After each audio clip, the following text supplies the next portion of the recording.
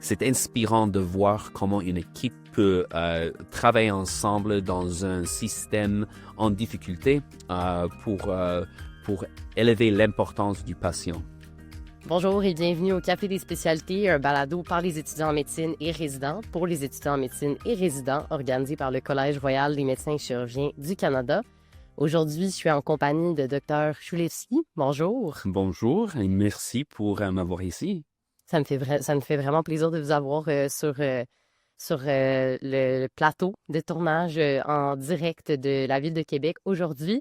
Donc, tu es urgentologue, mais tu portes aussi beaucoup de chapeaux différents. Tu parles beaucoup d'éducation médicale à travers ton travail, mais aussi le podcast Keyline Plus. Donc, c'est toutes des choses qu'on va explorer aujourd'hui. Donc, merci beaucoup d'être avec nous. Je commencerai peut-être la première partie un peu comme on fait habituellement. La médecine d'urgence, c'est un épisode qu'on a tourné de cela peut-être déjà 5 ans. Donc, on va avoir une nouvelle twist un peu plus actuelle en parlant de la médecine d'urgence, commencée aujourd'hui en 2025. Comment est-ce que tu décrirais la médecine d'urgence aujourd'hui en 2025? Je pense que la médecine d'urgence a vraiment changé pendant la dernière dizaine d'années. Et le système de santé au Canada a changé. L'accès à la médecine primaire est différent. Alors, comme toutes les spécialités, la médecine d'urgence a changé aussi. Mais c'est toujours une spécialité que j'aime bien. J'adore aller au travail et ça me donne beaucoup de plaisir encore maintenant, 10 ans après la résidence. Puis, comment est-ce qu'on décrirait la médecine d'urgence pour un étudiant en médecine qui vient tout juste de rentrer sur les bancs d'école? Qu'est-ce que ça fait un urgentologue au quotidien? Alors, la médecine d'urgence, c'est une spécialité, mais aussi c'est une spécialité généraliste. On voit tout. On voit la médecine primaire, on voit les gens qui sont blessés, on voit des gens qui sont vraiment malades et tout ce qui est au milieu de tout cela. Puis, comment est-ce que ça serait différent? Là, tu pratiques à Kingston, en Ontario, dans le centre de Queen's University. Comment est-ce que ça se compare, la médecine d'urgence dans un centre urbain versus un centre rural, un centre académique versus quelque part qui est un peu plus petit ou éloigné, disons? Oui, c'est intéressant parce que ce qui est unique à la médecine d'urgence, c'est qu'un patient qui arrive dans le milieu du centre-ville de Toronto, peut-être le même patient qui arrive dans une petite ville, disons en Colombie-Britannique, avec les mêmes symptômes, disons. Mais les ressources qui sont là pour le médecin sont très différents. Alors, même si les patients peuvent être les mêmes, la médecine est un peu différente à cause de tout ça. À cause surtout des ressources, mais les diagnostics peuvent, j'imagine, aussi des fois un peu changer, là. Oui, c'est ça. Là où moi je travaille, on peut commander les X-rays, les CT scans, tout cela très rapidement. Si quelqu'un a besoin de quelque chose comme ça, c'est assez facile d'organiser des tests qui sont très importants pour eux. Mais si tu es dans une autre communauté, ça peut être un peu plus difficile. Alors il faut avoir un peu une stratégie un peu différente. Alors, mes collègues qui travaillent dans la communauté, ils ont des défis un peu différents que les miens. Moi aussi, j'ai des défis au travail, mais ce ne sont pas des défis d'accès aux ressources, disons. Puis, ça serait quoi les défis que vous décririez en médecine d'urgence? Le défi le plus grand pour moi, c'est qu'il y a beaucoup de monde. Il y a beaucoup de patients partout. Il y a beaucoup de patients en urgence. Et il y a beaucoup de gens sur l'étage à l'hôpital. Alors, ça ne bouge pas rapidement. Alors, et la réalité, c'est qu'on ne peut pas fermer la porte en urgence. Il y a toujours la porte ouverte. Il y a toujours de nouveaux patients qui arrivent. Et il faut les accommoder. Il faut faire de l'espace quand il n'y en a pas. il faut trouver des ressources, des infirmières quand il n'y en a pas.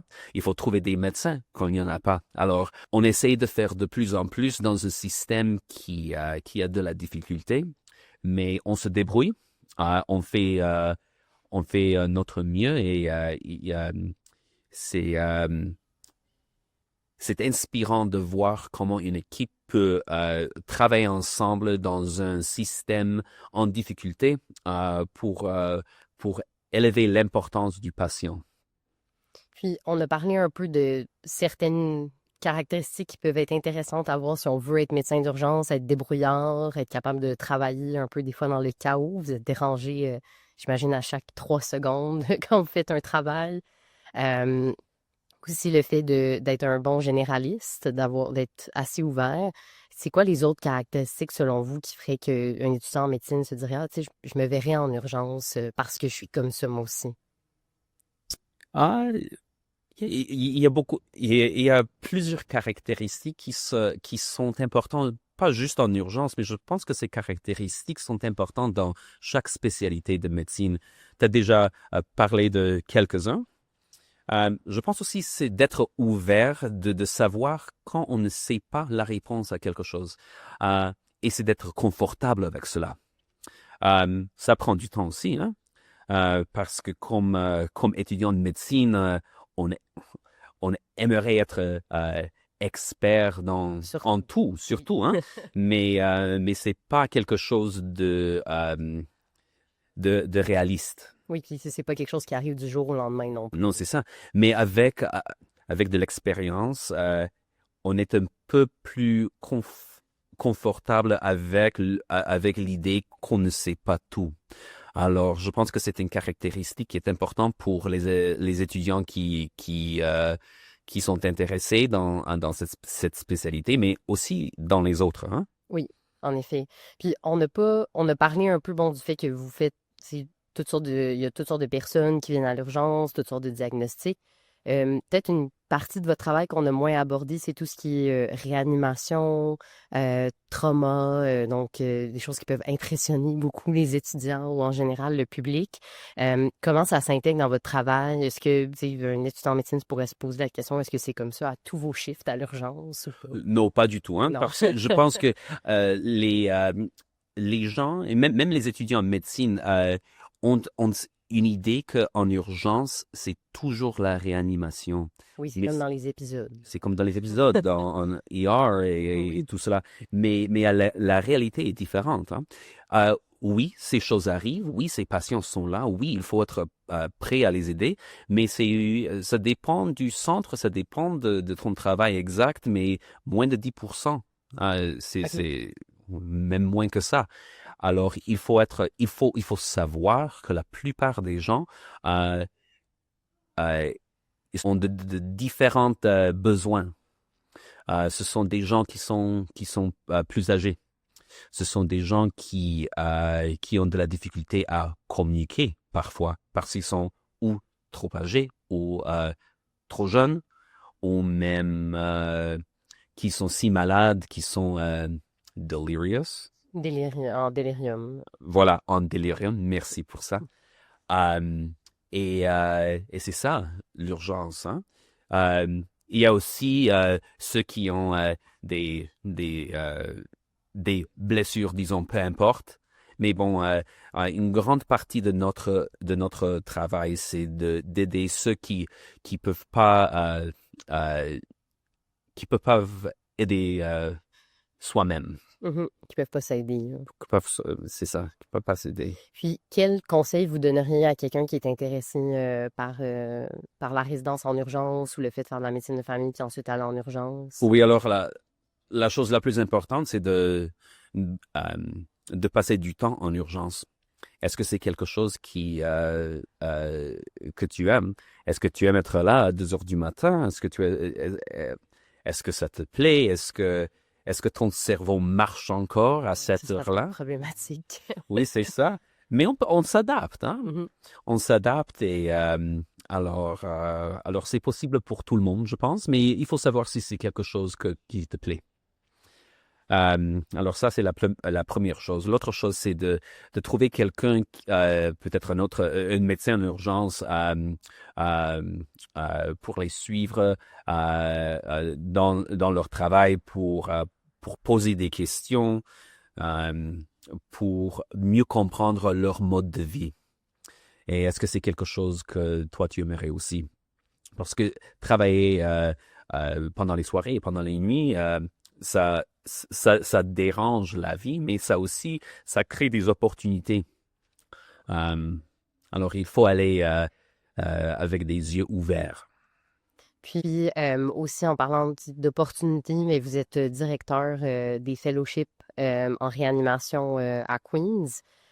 Comment ça s'est présenté pour vous, cet aspect-là de votre travail? Puis qu'est-ce que vous faites au quotidien avec cet aspect-là de votre travail?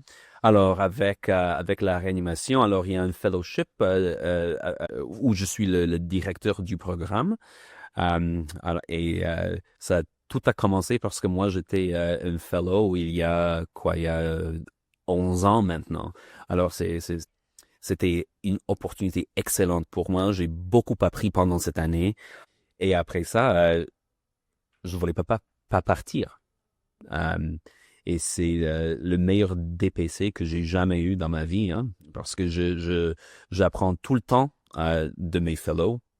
Euh, et euh, et c'est très Motivant. motivant, c'est très motivant.